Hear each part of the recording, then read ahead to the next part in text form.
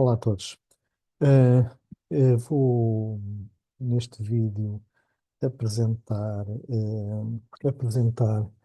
uma área da física que é dado no ensino secundário em fisicoquímica, neste caso relacionado com um movimento circular uniforme e também se vai abordar a lei de uma forma introdutória, simplesmente a lei da gravitação universal e apresentar alguns exemplos relativamente a estas duas,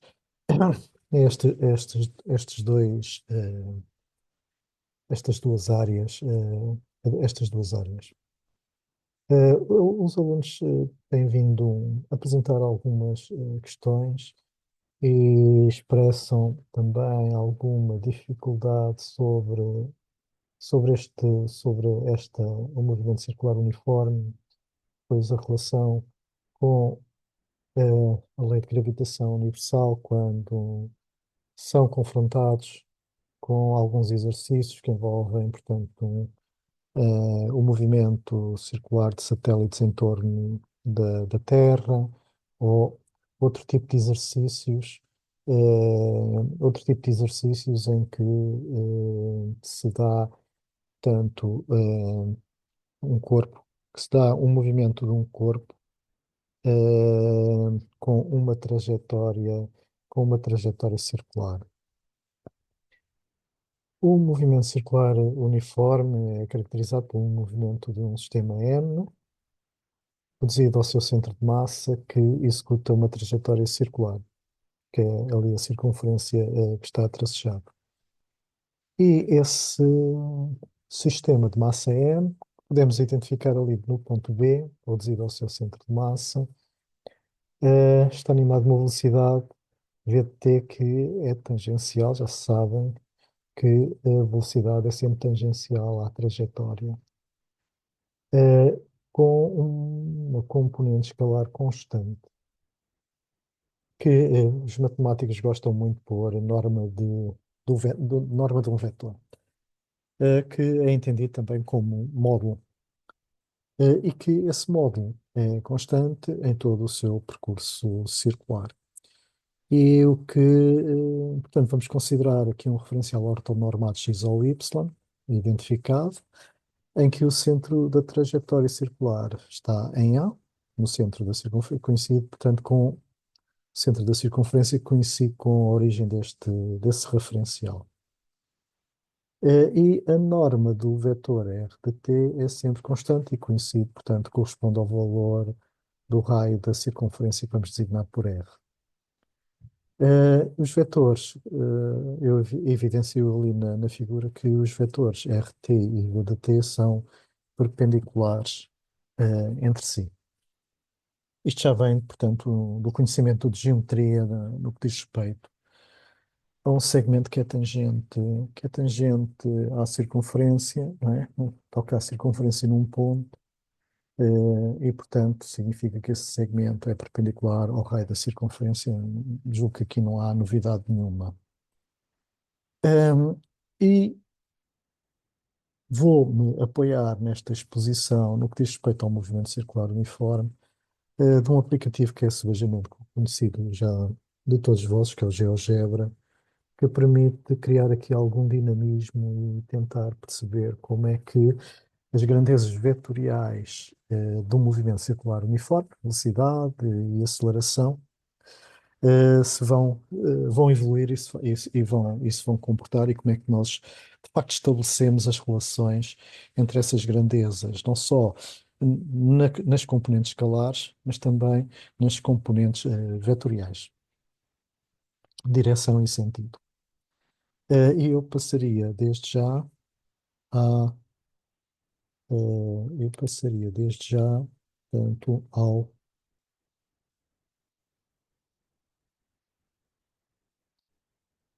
portanto, eu vou que, ora bem, Temos então aqui simulado uma circunferência, cá estão o vetor aqui, B', que é o vetor de velocidade que vimos há pouco, e o AB é o vetor R de t que vimos há pouco. E aquilo que vai acontecer é que o, o corpo, massa M, que é representado ali pelo símbolo B, roda neste sentido e, portanto, vai ter velocidade linear que é constante. Vamos então deixá-lo agora aqui e vamos deixá-lo então agora aqui e vamos dar, portanto, um passo seguinte. Eu vou só aqui colocar a circunferência, porque na realidade não estamos a ver nenhuma circunferência, não é? Portanto, quando vemos o movimento, na realidade, não se vê propriamente o traço da circunferência. E vamos primeiro começar por definir aqui ter aqui algumas definições, entre elas a de velocidade angular, que nós vamos designar por ômega, e no movimento circular uniforme, sendo o módulo da velocidade linear, que ainda representa aqui por norma de v de t, mas vamos passar só simplesmente a representar por v ou v de t, do sistema, portanto, do sistema constante.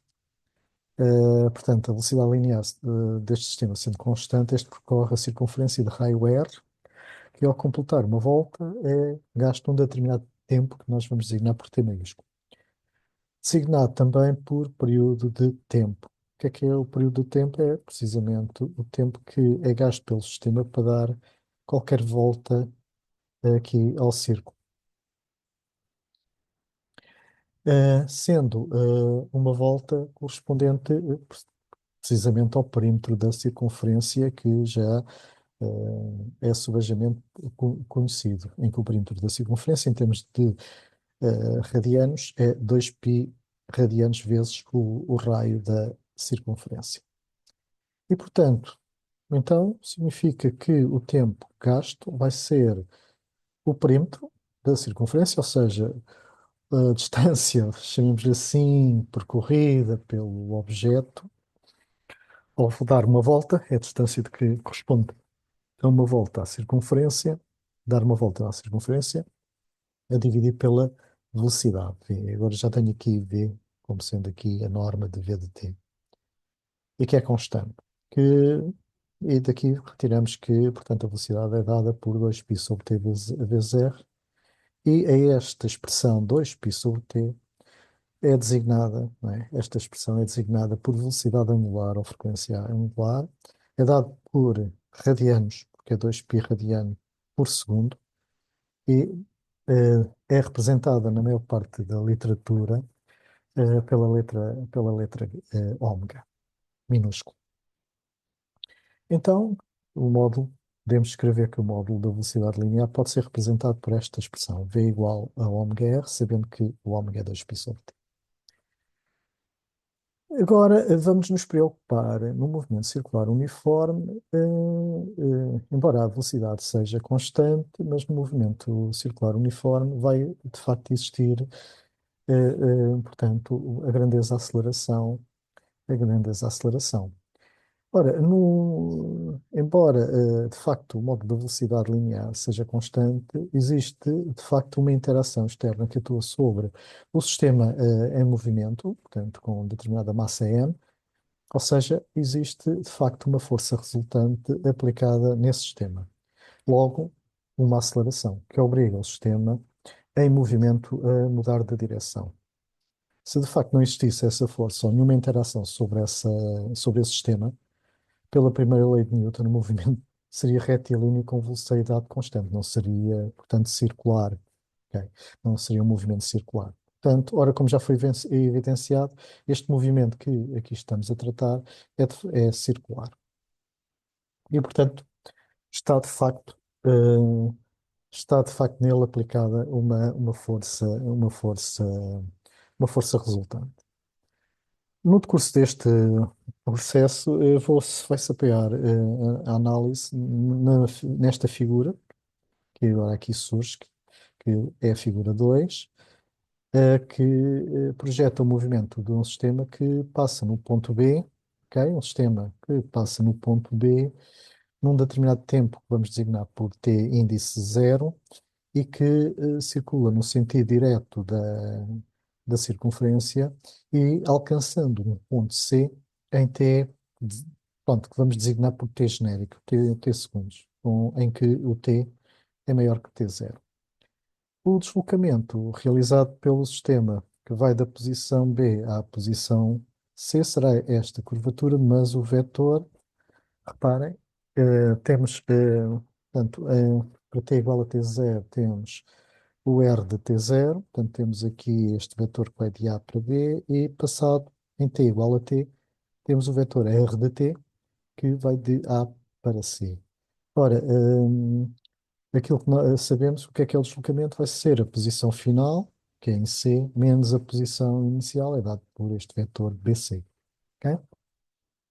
E este, cá está, portanto, o D vai ser, portanto, a posição final menos a posição em termos vetoriais, menos a posição em T índice zero, e cujo módulo será, não é, dado pela norma, chamamos assim, ainda estou aqui a utilizar a nomenclatura de dois matemáticos, norma destes dois, da diferença entre estes dois vetores e que vamos designar por D ou delta R. Ok? Daqui para a frente vamos passar a designar por delta R. Esta componente escalar.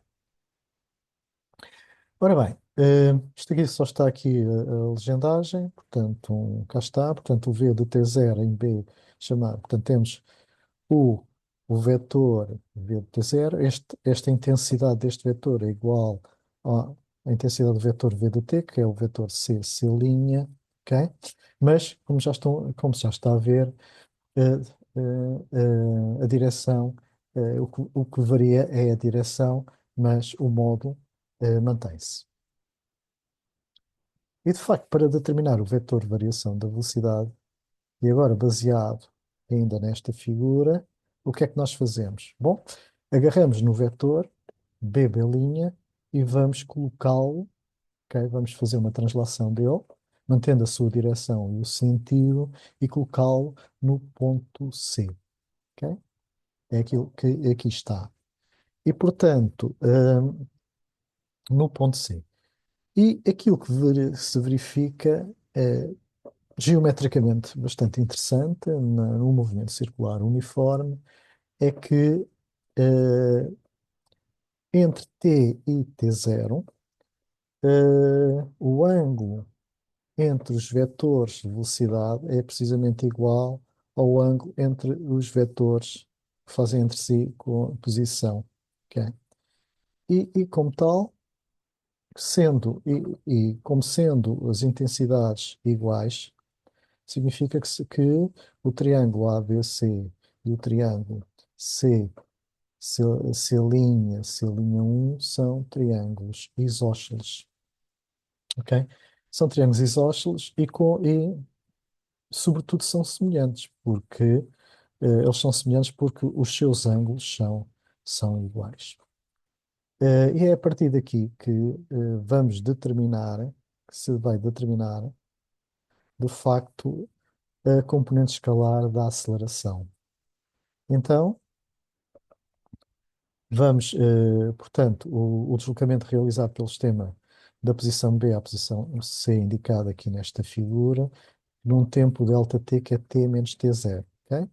Corresponde também a uma variação angular, e neste caso que eu aqui estou a ilustrar serão de 30 graus. Depois já vamos ver isto no GeoGebra, como é que isto, a animação destes vetores.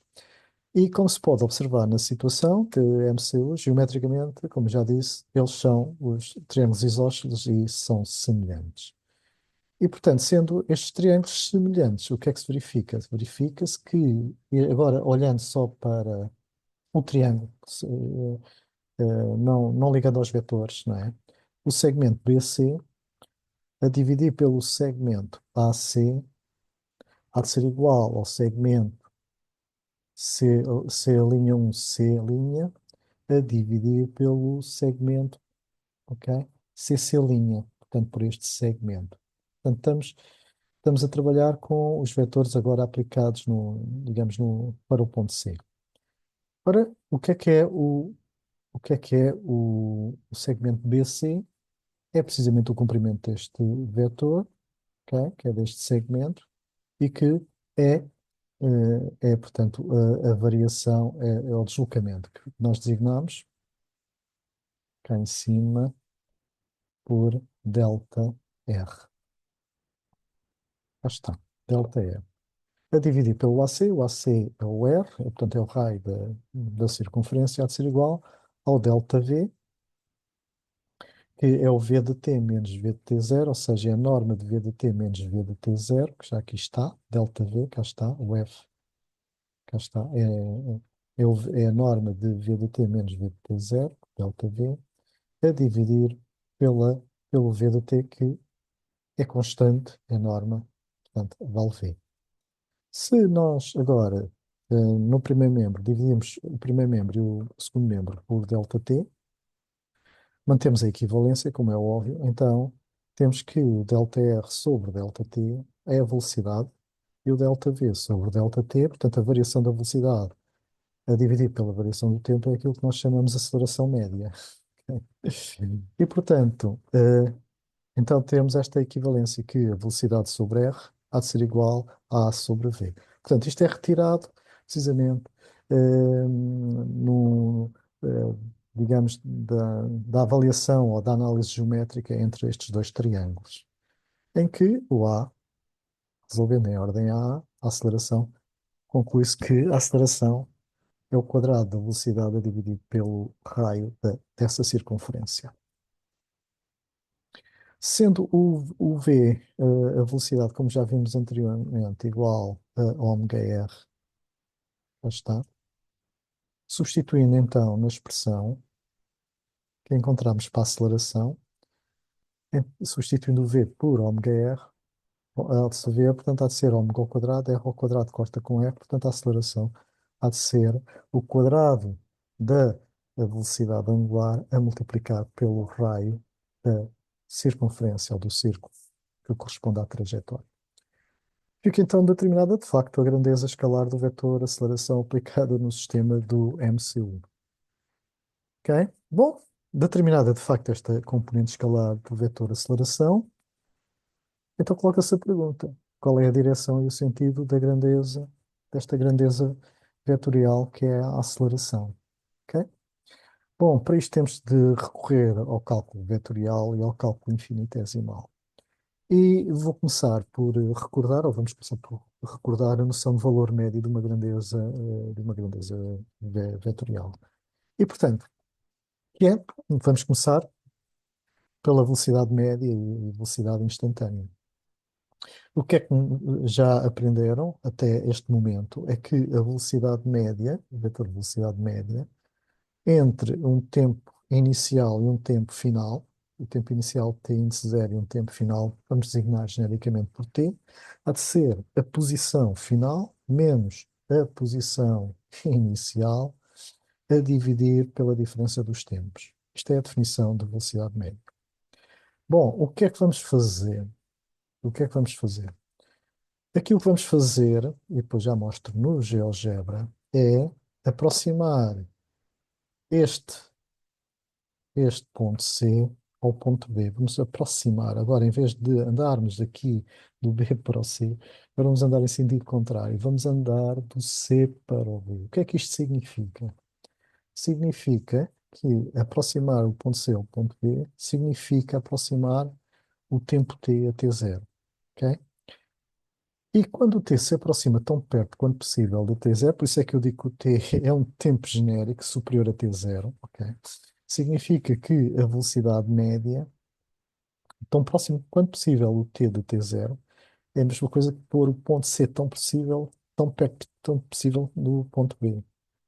Então, significa que esta velocidade média passa a ser considerada a velocidade instantânea no ponto B, ok? E, portanto, este VM vai ser, portanto, vai se tornar, à medida que nos vamos aproximando do T de T0, quer dizer que este VM vai ser o que vai ser o v de t0, que corresponde ao limite, quando nós fazemos isto agora, já estamos no contexto da análise matemática, ou do cálculo matemático, corresponde a calcular o limite desta expressão, que aqui está, quando o t tende para t0. Ora bem, isto é a definição de velocidade instantânea para t igual a t0, ou seja, este será o vetor no ponto B. Já lá vamos ver o que é que isto. E reparem que este vetor do ponto em T0, no ponto B, este vetor VT, é igual, tem a mesma direção e sentido da diferença destes dois vetores, ou seja, do deslocamento.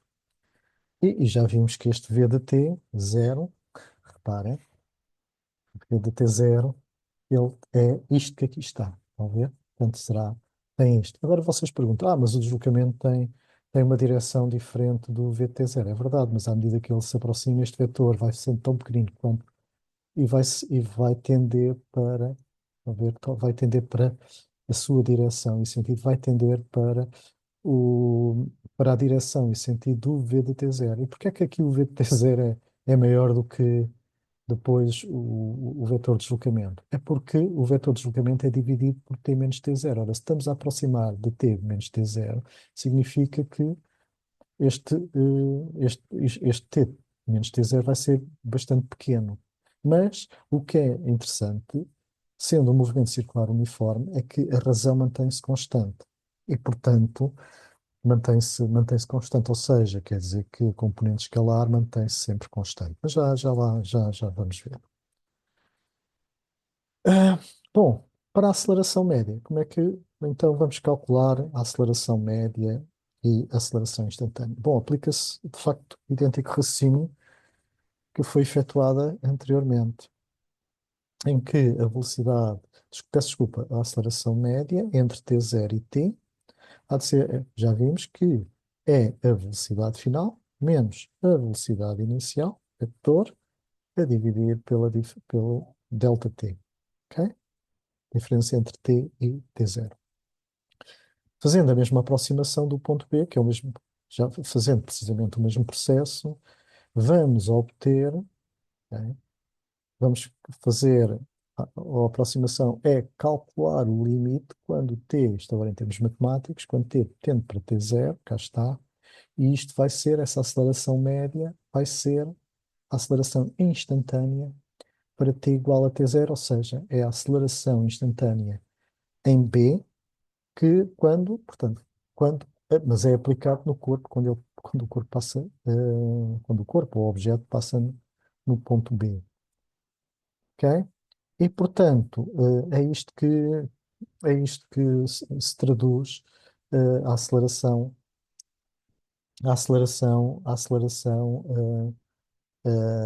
no ponto B. Olhando ainda para a figura, ora, esta aceleração, não é? O v de t, o v de t menos vt0, que é este vetor aqui vermelho que vai de C'1 a C', agarrando nele e aplicando aqui no ponto C, portanto, fazendo a sua translação e colocando aqui no ponto C, aquilo que para já verificamos é que ele está orientado para o interior da circunferência. Ok? Portanto, essa é a primeira verificação. Agora, resta saber como é que ele evolui em termos da direção e sentido à medida que, não é? Este C, se a linha 2, como é que ele varia em direção e sentido à medida que nós vamos aproximar o C do B, ok? Então, é por isso que agora vou mostrar no GeoGebra, ok? Então, voltando outra vez, que é para tentar.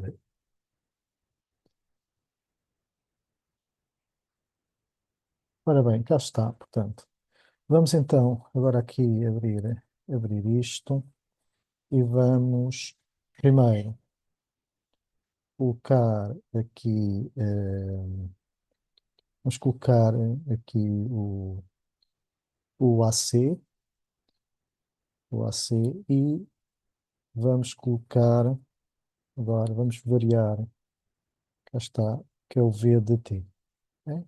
V de T. Estamos ali a colocá-lo no passado, portanto vai de T0 a T. Entretanto, cá está, vamos pôr o, o vetor de deslocamento, BC, e vamos colocar o vetor, agora, fazendo vetor, CC', que é o mesmo, que é o V de T0. Eu vou retirar agora o vetor BB', ok? Portanto, vou retirar o vetor BB', cá está, e vamos agora, cá está a variação da velocidade, falta-me aqui, hum, falta-me aqui o C', ok?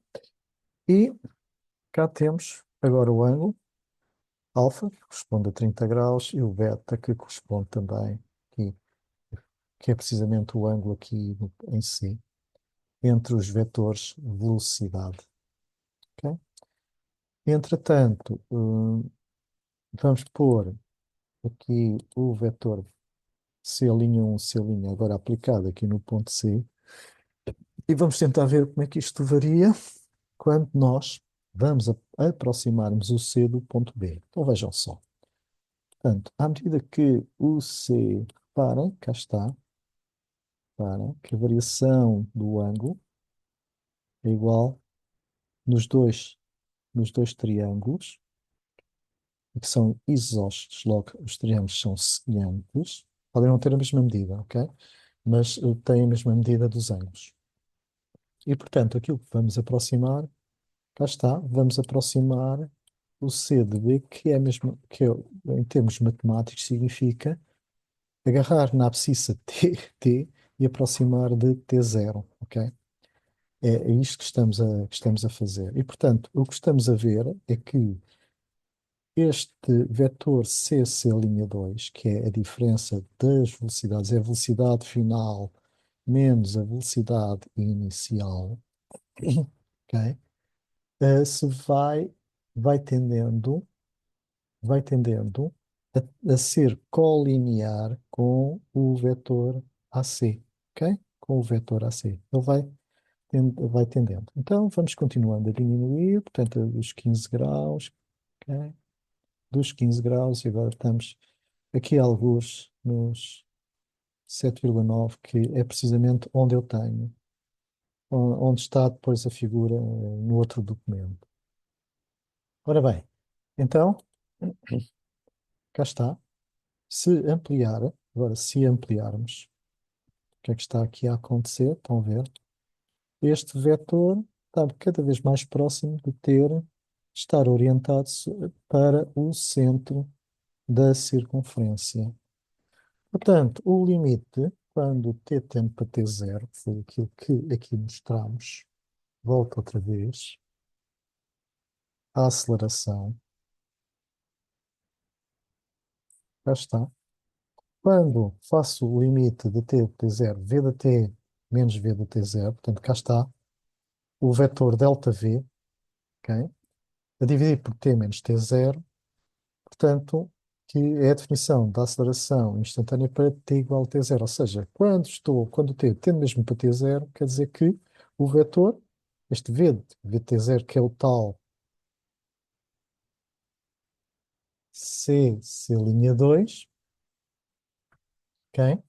Cc'2 vai se aproximar da aceleração, precisamente, no ponto T0, ou seja, aplicado no corpo quando ele passa em B, no ponto B. Ok? É este o significado.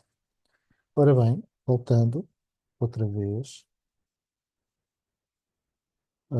e continuando a aproximar o vetor C, de tal maneira que agora a variação do ângulo é só de 2 graus. Reparem que o D, que é o deslocamento, estão a ver, vai estar progressivamente orientado, vai estar orientado segundo o vetor que, como há pouco vimos, vai ter a mesma direção e sentido o vetor v de t esta verde. Ok? Portanto, é isto que vai acontecer, que é o BB', tá? Portanto, ou seja, este CC'1 vai tender para o vetor B', ok? Para o vetor B'. E, portanto, volto outra vez a ampliar, só para vermos, de facto, aqui estou na definição mínima que eu estabeleci, mas pode-se ver que este vetor C'2, que é a variação da velocidade, está cada vez mais orientado para o centro da circunferência, de tal maneira que quando chega a B, este vetor está completo, está orientado. Portanto, tem o sentido, tem a direção do vetor AB, mas é de sentido contrário e, portanto, a aceleração vetor aceleração, que é dado pela diferença das velocidades, ok? É a aceleração instantânea é precisamente, está aplicada no corpo quando ele passa em B, no sentido da no sentido do centro da circunferência que representa a trajetória do movimento circular uniforme. Portanto, já está, portanto, esta. De uma forma geral, quando nós, o que é que vai acontecer? O que vai acontecer é que, portanto, o corpo, quando percorre toda a circunferência, vai ter aplicado a aceleração para sempre no sentido do centro da circunferência portanto, a velocidade é sempre tangente à trajetória. Aqui, como é que nós podemos exprimir isto em termos vetoriais? Bom, o que normalmente se faz é que agora mudamos de referencial e o referencial passa a estar centrado com origem no próprio corpo em movimento, em que ele tem, o V de t, portanto, tem uma componente que é tangencial, que nós designamos por ômega r, cá está, e que tem uma componente escalar designada por ômega r, e a aceleração tem a componente escalar que é v quadrado sobre r, ok? E que está no sentido deste, ok? E, portanto, deste eixo n, em que n é um vetor unitário, segundo esta, nós chamamos normal, portanto, e o t também é um vetor unitário, segundo o eixo dos t's. Portanto, ficou provado que a aceleração, em qualquer momento, aplicada no corpo, está sempre orientada para o centro da circunferência. Aqui mais só dois ou três pormenores. A distância percorrida, na realidade, portanto, a distância percorrida entre B e C, como vimos, é chamada ΔS, é este arco que vai de B para C, e também já da geometria, já é conhecido da geometria, que o comprimento desse arco é dado pelo R, pelo raio, uma vez que não há variação do raio, a multiplicar pela variação do ângulo. E a variação do ângulo é dada em radianos. Ora, dividindo agora esta expressão que aqui está por ΔT, ok? Ou seja, pelo tempo que demora a ir de B para C, designamos por ΔT. Ora, este delta, e sendo t o período de tempo que o sistema, no movimento circular uniforme, demora a dar uma volta a trajetória circular, quando este delta t tende para t, quando o delta t for igual a t, então este delta alfa é igual a 2π. E, portanto, daqui se conclui facilmente que o V é o delta S sobre o delta T, portanto, é a distância percorrida dividido pelo tempo, que é a velocidade, e que é a componente escalar da velocidade, e a frequência ou a velocidade angular é precisamente, esta ómega é precisamente a variação do ângulo a dividir pelo delta T. Resumindo, temos as relações e as fórmulas encontradas, ok? Portanto, o ômega é dado em radianos por segundo. Também pode ser expresso em 2π, normalmente exprimimos em 2π sobre t, também pode ser expresso em 2π vezes a frequência, em que a frequência é o inverso do período. O que é que significa a frequência? É o número de voltas, não é, que um objeto consegue dar por unidade de tempo. Temos as duas expressões para a aceleração, uma em v e a outra em uma, portanto, com a componente escalar da velocidade linear e outra com a componente com o escalar, portanto, da frequência ou da velocidade angular. E cá está, portanto, aquilo que há pouco evidenciei é que a grandeza é um vetor perpendicular com o vetor linear e, consequentemente, perpendicular à trajetória circular, aplicado no sistema evoluindo com direção e sentido para o centro da trajetória circular com módulo constante. Cá está. E, portanto, o movimento circular pode-se referir a um carro, contorna uma curva de trajetória circular, à rotação de uma roda de uma bicicleta, à rotação do planeta terrestre, ao movimento de um satélite em torno do planeta terrestre, entre muitos exemplos. A principal conclusão que se retira do movimento circular uniforme é que um sistema de massa m, que se move em torno de um círculo, é animado com uma aceleração direcionada para o centro desse círculo, cujo valor é completamente determinado pela geometria que esse movimento executa, que foi o que fizemos com a semelhança de triângulos na secção B, apoiado na figura 3. Quando o centro do círculo é ocupado por um outro sistema de massa m, o movimento circular uniforme tem de ser enquadrado também nas leis de Newton e na lei da gravitação universal. E, portanto, para esta última, vamos só aqui apresentar uma breve introdução sobre a lei da gravitação universal e depois veremos uns exemplos. Portanto, em 1687, Newton apresentou um trabalho sobre a lei da gravidade que se baseou num largo conjunto de dados de informação sobre os movimentos da Lua e de planetas e ficou e foi com este trabalho ou que ficou definida a lei da força que governa o movimento dos planetas, que a lei que a lei da força que governava o movimento dos planetas era a mesma que atraía uma maçã em queda para a Terra. E essa, eh, essa, portanto, esse trabalho concluía que qualquer partícula no universo atrai qualquer outra partícula com uma força que é diretamente proporcional ao produto das respectivas massas e inversamente proporcional ao quadrado da distância entre elas. E, portanto, aqui é mostrada uma figura em que são duas massas e que esta massa a massa M1 aplica uma força na massa M2.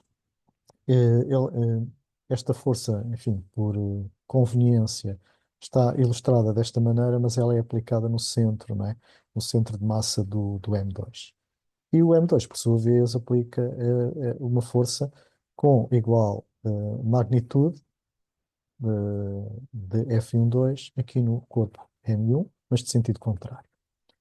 E, é utilizado um referencial aqui com origem no centro do massa do M1 que une os centros, ok? Portanto, que é um referencial OR e cujo vetor unitário é este vetor R12, ok? Pronto. Eh, o que é que se concluiu? Concluiu que neste esquema que as partículas massa M1 estão separadas com uma distância R, cá está, entre elas, e que a força, e que a força há de ser igual, portanto, o módulo desta força que, que elas exercem uma sobre a outra é dado por G, M1, M2, é o produto das massas, como já é dividido pelo quadrado da distância, em que este G é definida como constante gravitacional universal e tem este valor 6,674 vezes 10 levantado a menos 11 newton metro quadrado por quilograma ao quadrado, ok? Esta força pode ser expressa na forma vetorial pela definição da unidade vetorial R12, ok? E, portanto, como esta força F12 está orientada tem sentido contrário ao vetor R12, por isso surge aqui com o sinal negativo. Portanto, o sinal negativo quer dizer o quê? Significa que a partícula de M2 é atraída para a partícula de massa M1, ok? E por esta razão, a força sobre a partícula M2 é dirigida no sentido da partícula M1. A força exercida pela partícula de massa M2 sobre ela é designada por F2.1. E, portanto, ou seja, esta também exerce uma força de atração, ok? É de intensidade igual a F1.2, mas são de sentidos opostos. E por essa razão, estas duas forças se designam por um par ação-reação e que, portanto, obedece à terceira lei de Newton, ok? Dado por esta expressão e que elas são aplicadas em sistemas diferentes. A força gravitacional é um facto, é um campo vetorial que existe entre duas partículas, independente do meio que as separa, ok? E como essa força varia com o inverso do quadrado a que distam uma da outra, ela decresce rapidamente com o aumento da distância do R. E nesta figura está representado um campo vetorial que é dado por estas setas, não é? Todas dirigidas para o centro da Terra, do planeta Terra, ok? E se tivermos este ponto, que é uma massa, ela vai sentir a força gravitacional exercida pela Terra sobre ela, ok? Por exemplo, se ela estiver nesta distância, o vetor, portanto, a força gravitacional, tem este comprimento, tem esta norma, ou tem este módulo, que é este comprimento.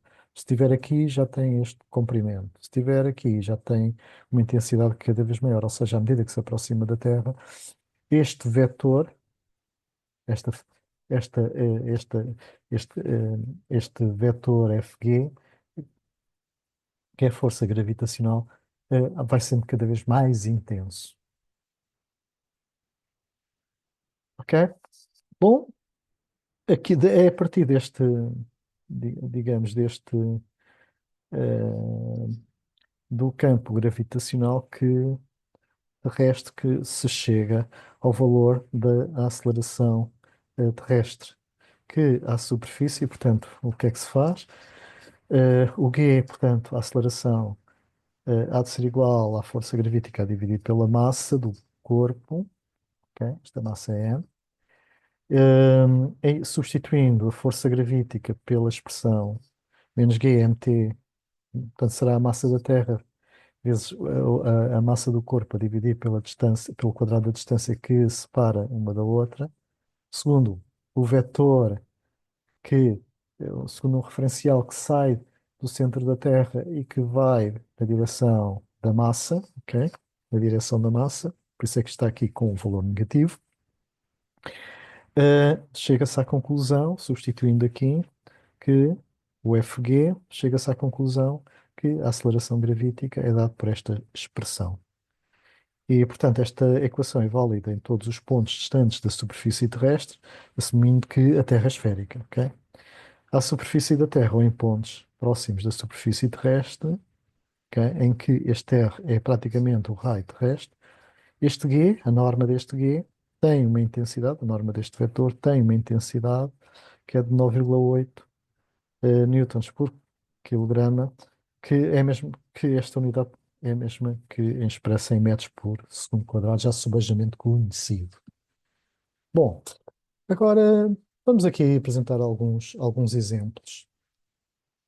Temos um primeiro exemplo, um exercício, em que uma antena na Terra aponta numa direção fixa eh, e bem determinada para comunicar com um satélite. O satélite orbita a uma altitude de cerca de 3,58 vezes 10 à quarta quilómetros no plano do equador terrestre e a massa da Terra e o raio da Terra são dados por estes valores. Mostra que para a altitude indicada o satélite é geoestacionário, apresenta todas as etapas de resolução. O que é um satélite geoestacionário? É que o satélite ele está em movimento e a Terra também está em movimento, de tal modo que o satélite está sempre a ver a antena na Terra. Ok? Portanto, as velocidades angulares, quer do satélite, quer da Terra, são iguais. É a conclusão. Então vamos ver se efetivamente, para esta altitude, não é, ele é de facto um satélite geoestacionário. Ok? Se ele está efetivamente a ver sempre a antena na Terra. Ora bem, aqui são, enfim, são as designações das grandezas com que vamos trabalhar. Vamos reduzir tudo quilómetros a metros. O R, a distância, que é do centro da Terra até ao satélite, ok? Até ao satélite. E, portanto, terá que ser a soma do raio da Terra com a altura a que o satélite se encontra da superfície terrestre, que é dado por este valor que aqui está. E vamos admitir que sobre o satélite, a única influência sobre o satélite é da Terra, do planeta Terra. E, portanto, que a força resultante vai ser precisamente a força que a Terra exerce sobre o satélite, que é dado por esta expressão. Portanto, cá está o ER, há pouco chamei ER12, não foi? Portanto, aqui o ER é um vetor unitário que se parte do centro da Terra no sentido do satélite, que é um vetor unitário. E vamos admitir que a única influência, portanto, já falei, portanto, que sendo o FTS a única influência que é exercida sobre o satélite, então quer dizer que a força resultante no satélite é precisamente esta força, FTS, tá bom? Bom, temos então que aplicar a segunda lei de Newton, e a segunda lei de Newton diz que a força resultante, que é menos a massa, a massa do satélite a multiplicar pela aceleração segundo ER. E, portanto, já estou aqui a dar um valor. Portanto, esta força tem um sentido contrário. Ora bem, então, igualando as duas expressões, ok? Portanto, com o FR igual a FTS, então, o FR é menos MSA, que é igual a FTS, que há de ser igual a menos G MSMT sobre D quadrado. E, portanto, a aceleração, eu não fiz aqui as contas, mas a aceleração é dada por esta expressão em metros por segundo quadrado. Ok? E vai ser, portanto, a aceleração centrípeta, porque está orientado para o centro da Terra. Ok? Bom, eh, então vamos agora utilizar aquilo que foi expresso no movimento circular uniforme.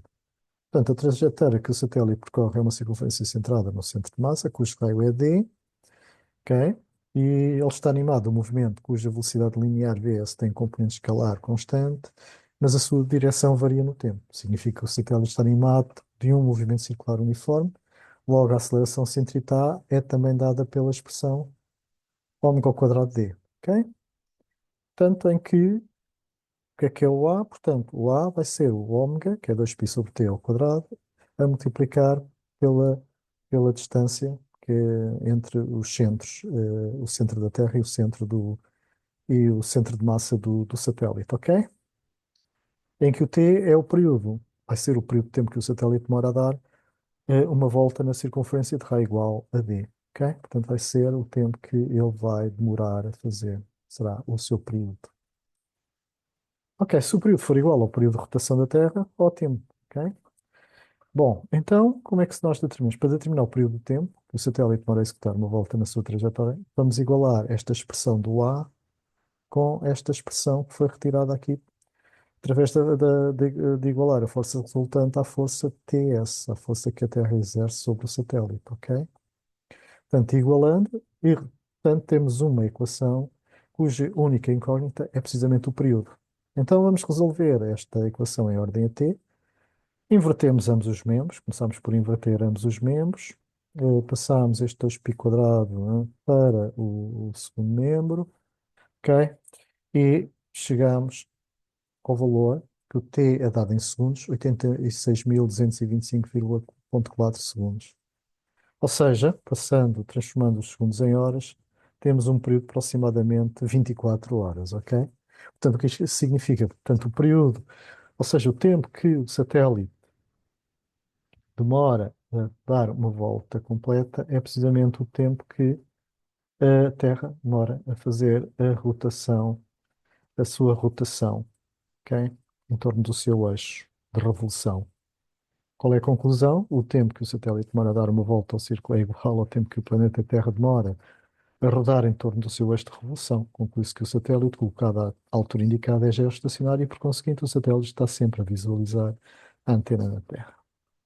Temos aqui agora um outro exemplo que é extraído do Exame Nacional de Físico-Química, primeira fase, 2023. Portanto, temos aqui, considera a informação dada nas seguintes tiras de uma banda desenhada de ficção científica. Bom, enfim, já chegamos à ficção científica também. Nos exames nacionais de Físico-Química, é um astronauta que chega a um planeta e que ele mede o perímetro do planeta e depois faz uma experiência portanto, que é a queda, é a queda de dois objetos de massas diferentes, uma pena e um martelo, e que ele mede o tempo do momento em que os objetos são largados até atingir a superfície desse planeta. Ok? Basicamente, o que é que temos? Temos aqui os objetos, que eu chamo O. Temos o centro do planeta. O planeta exerce sobre estes objetos uma força de atração que é a força que o planeta exerce sobre esses objetos, e os objetos, o objeto exerce uma influência, portanto, uma força pela terceira lei de Newton, não é? E pela lei da gravitação universal contrária, portanto, e que tem o mesmo, e que tem o mesmo, e que tem a mesma intensidade, estes vetores têm a mesma intensidade. Bom, relativamente agora, ampliando, não é, aqui este local onde ele faz a experiência, o que é que temos? Temos aqui um referencial que estabelecemos entre o O e o Y.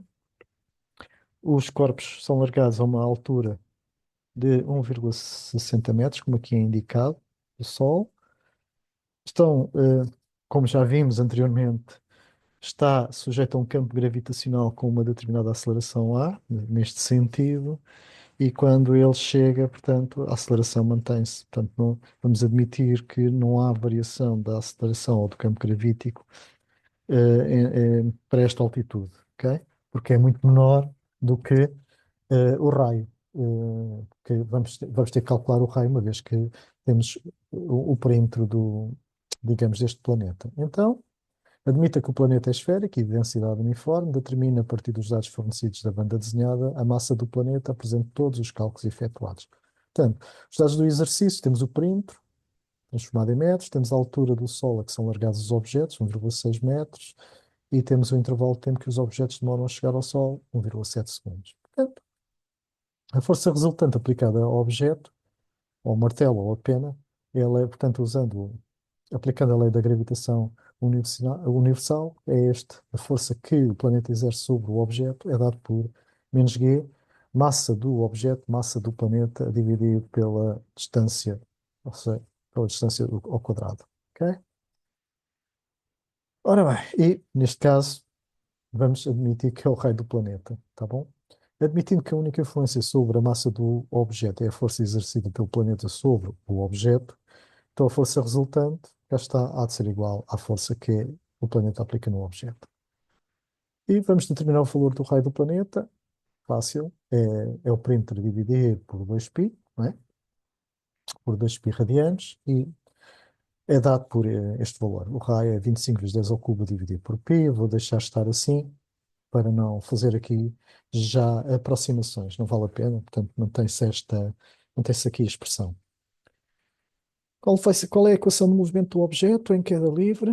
Estamos carecas de saber, penso eu, julgo eu, nesta altura, quem está no 11º ano, eh, a posição de T desse objeto há de ser igual ao meio da aceleração, T quadrado, portanto, a aceleração, que é, neste caso, é a aceleração gravítica, não é? Ok? Deste planeta, e e vamos admitir, portanto, que essa A é constante. Então, a equação de movimento da queda desse objeto, tomando o tal referencial com origem no Sol com sentido positivo para cima, que é isto que aqui está, ok? Este eixo OY. Então, deixem-me só ver se eu não me perdi aqui no raciocínio, ok? É dado por esta expressão. Ora, o P de T 1,7, a velocidade inicial, porque eles são largados, é nula. Ok? A posição inicial é 1,6. Então significa que P de 1,7 há de ser igual a 1 meio da aceleração vezes 1,7 ao quadrado mais 1,6. Ok? E portanto, como é de esperar, porque a aceleração, o vetor aceleração é contrário ao vetor ao sentido do referencial, claro que a sua componente é negativa. Ok? Vai ser menos 2, menos 3,2 sobre 2,89. Ok? Vamos agora aplicar a segunda lei de Newton ao movimento do objeto. Pegando nesta expressão que a força resultante é a força que o planeta aplica sobre o objeto, então temos que a massa do objeto a multiplicar pela aceleração, e que vamos substituir por esta expressão, ok? Por esta expressão, há de ser igual a menos a constante gravitacional, massa do objeto, massa do planeta dividido pelo, ok? Pelo raio, pelo quadrado do raio do planeta, que já foi determinado aqui em cima, tá bom? Então, fazendo as continhas, não é? Resolvendo em ordem, já tínhamos visto que a aceleração, por acaso acho que não. A aceleração há de ser igual, portanto, resultante aqui deste valor, que a aceleração há de ser menos 6,67 vezes 10 levantado a menos 11, massa do planeta, que é aquilo que é pretendido neste exercício, a dividir pelo raio, pelo quadrado do raio, portanto, é esta expressão elevada ao quadrado, ok? Metros por segundo quadrado. Vamos igualar uma expressão à outra, 2 ou 3, ok? Obtemos uma equação em que a única incógnita é a massa do planeta, que é aquilo que é pretendido neste exercício. Os menos cortam, não é? Portanto, os valores negativos vão à vida, e, portanto, a massa do planeta, resolvendo esta equação em ordem à massa do planeta, há de ser aproximadamente 10,51 vezes 10 levantado a 17 kg, que em notação científica é 1,051 vezes 10 levantado a 18 kg. Vamos então para um outro que também é aproveitado, extraído do Exame Nacional da FQ segunda fase de 2023, em que agora temos aqui um movimento circular uniforme e temos para o estudo das características, é importante este exercício porque vai exigir que se utilize métodos de regressão linear a partir de dados obtidos experimentalmente, ok? E creio que é bastante importante este caso. Embora simples, mas é importante. Para o estudo das características do movimento circular uniforme, realizaram-se em contexto real, num carrossel, medições do módulo de aceleração em função do raio, utilizando sensores de aceleração em telemóveis. Portanto, o que estão aqui, eles colocam aqui telemóveis, um, dois, três, quatro, cinco telemóveis, todos em fila, não é? E, portanto, a velocidade angular dos telemóveis, portanto, o carrossel, não sei como é que ele anda, se anda assim ou se anda assim, não interessa. Aquilo que interessa é que a velocidade angular dos telemóveis, portanto, é igual. Portanto, mas a velocidade linear vai ser diferente. Quanto mais afastado, maior é a velocidade linear, ok? Do que aquele que está mesmo já perto do eixo de rotação, não é? Portanto, e daí se terem retirado, na tabela seguinte, registados os raios e os modos da aceleração centrípeta, ok? Medidos.